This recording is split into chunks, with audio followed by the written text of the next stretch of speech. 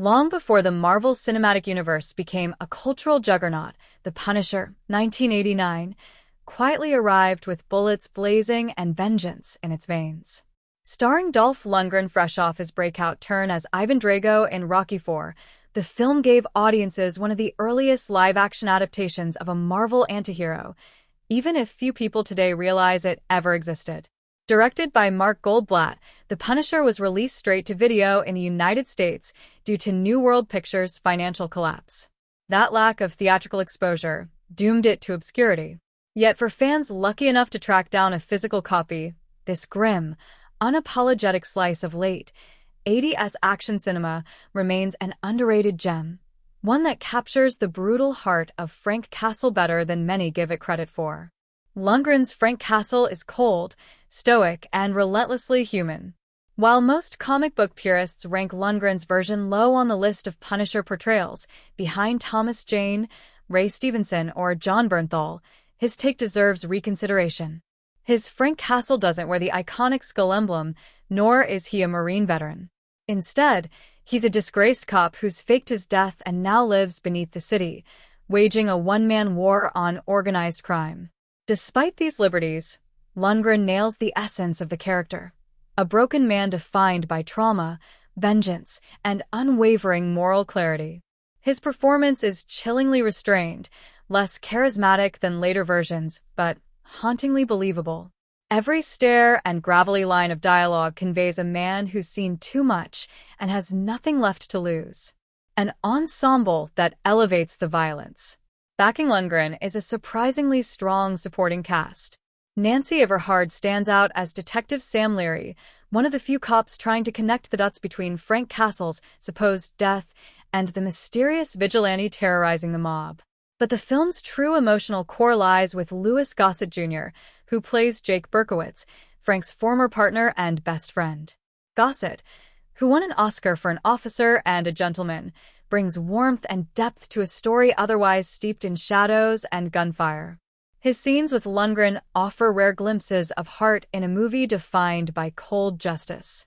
Gossett's later appearances in Watchmen and The Batman only cement his status as one of the few actors to successfully bridge both DC and Marvel worlds, but The Punisher may be one of his most underrated performances. Brutal action, unrelenting pace. Where The Punisher truly shines is in its action. The movie leans hard into its R rating, delivering the kind of visceral, hand-to-hand violence that modern superhero films rarely dare to show.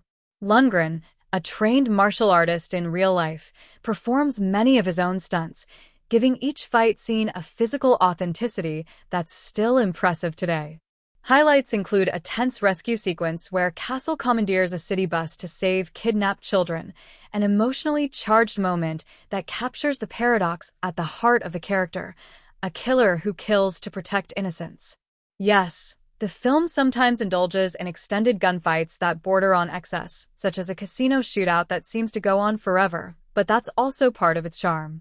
It's unapologetically an 80s action movie, built on spectacle, sweat, and steel. A franchise that could have been.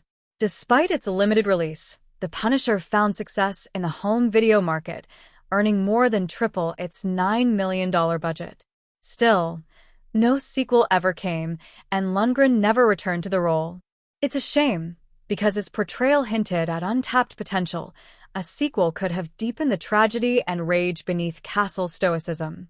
Ironically, even the Punisher comics themselves were canceled for a time in the mid-1990s before writer Garth Ennis resurrected the character with the Brutal Max series in the 2000s.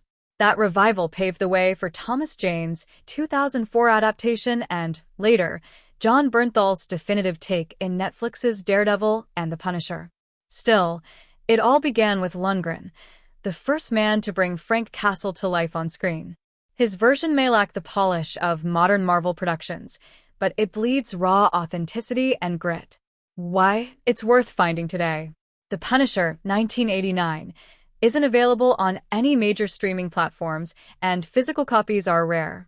Yet for those who seek it out, the reward is a pure, unfiltered time capsule of an era when comic book movies didn't rely on CGI or billion-dollar budgets, just a gun, a grudge, and a hero too broken to quit.